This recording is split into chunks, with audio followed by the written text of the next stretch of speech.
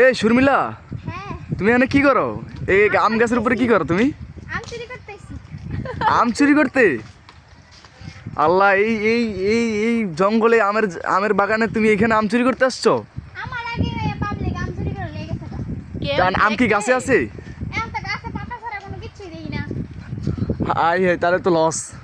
আপনার বাসা বাসা কষ্ট করে আইলাম। বাসা থেকে এই যে এত এত বড় একটা গাছে উঠছে, ভয় লাগে না তোমার? আমি গাছে উঠতে পারি তো। গাছে উঠতে পারো?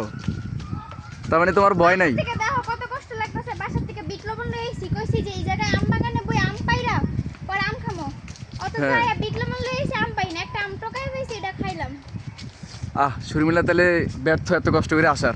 হুম। যাই হোক, আমি তারপরও হাল ছাড়বো না, আমি খুঁজতে থাকবো আম আছে কিনা। এখানে এই যে দেখেন। যাই দেখি আম পাই কিনা। আম গাছে একটা আম নাই, আর আমার শর্মিলা বোন কষ্ট করে উঠছে শুধু শুধু।